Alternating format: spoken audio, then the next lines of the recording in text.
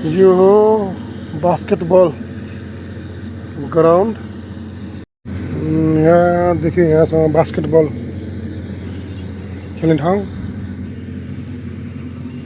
यो जिम हल।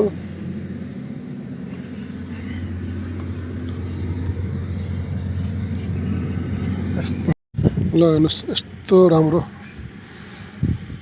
Football ground छ वरिपरि घेरेर। यस्तो राम्रो यो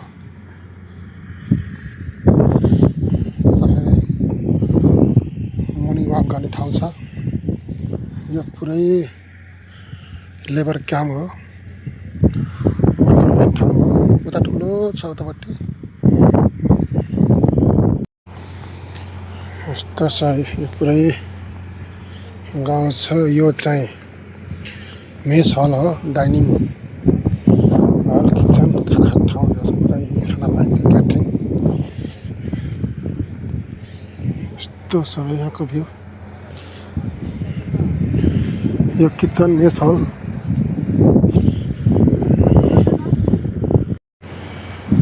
यो हो तपाईँहरूको क्रिकेट ग्राउन्ड। यस्तो राम्रो छ। यो हो क्रिकेट ग्राउन्ड।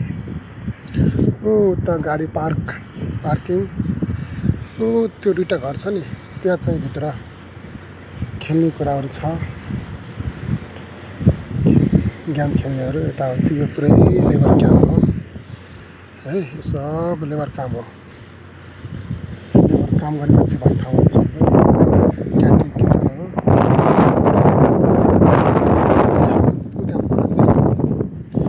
यो सबै अस्थायी हो, फेरि थाहै होइन। यहाँ नियम सिटी बन्दैछ। त्यो नियम सिटीको लागि सब वर्करहरू यहाँ राखेको छ। 5 सालमा बन्ने हो। 3 साल भइसक्यो, अझै 2 साल छ। 2 सालपछि सबै भत्काएर फेरि कहाँ सार्छ भनेपछि यसलाई भन्छन् विकास। बुझ्नुभयो नि, यसलाई भन्छन् विकास। हावा कुरा गर्दै हिँड्ने, यो गरिदिन्छु त्यो गरिदिन्छु, अरू बेलाको कुरा आउन फेरि सिर्फ भोट माग्ने बेलामा मात्रै त्यो कुरा आउँछ। यो गरिदिन्छु त्यो गरिदिन्छु, रेल ल्याइदिन्छु, पानी जहाज ल्याइदिन्छु, ग्यास ल्याइदिन्छु। अरू बेला यो कुरा आउँदै आउन फेरि अरू बेला लुक्छन्, भाग्छन् होइन। जब चुनाव चाहिन्छ, उनलाई भोट चाहिन्छ, अनि 6 महिनाभित्र ग्यास ल्याइदिन्छु भन्दै हिँड्छन् हाम्रो केपी बाले होइन। त्यसैले जनताहरू 36 साल हामीले हेरेकै हो, 40 साल हामीले हेरेकै हो, 20-22 साल पनि माओवादीलाई हेरेकै हो। अब यस्तो भ्रममा नआउनुहोस्। हाम्रो बुवाआमाको गल्तीले गर्दा हामी यहाँ 18 वर्ष भयो खाडीमा दुःख गरेको। हाम्रो गल्तीले गर्दा हाम्रो बच्चालाई पनि फेरि यही खाडीमा आउनु नपरोस्। त्यसैले भोट बुझेर हाल्नु होला। अब भोट हाल्ने बेला आइसकेको छ।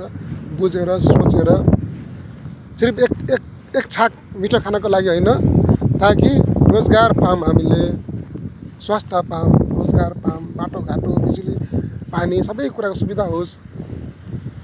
स्कुल बनोस्। स्कुल अहिले कहाँ बनेको छ? सरकारी स्कुल कति बनेको छ? सबै स्कुल त अहिले बिजनेस भएको छ। सबै बोर्डिङ स्कुल बनाएका छन्, पैसा खाएका छन्, पैसा लुटेका छन् है। त्यसैले भोट हाल्दाखेरि सोचेर बुझेर हाल्नु होला। जय नेपाल, जय देश, जय नरेश। गुड नाइट सम्पूर्णमा।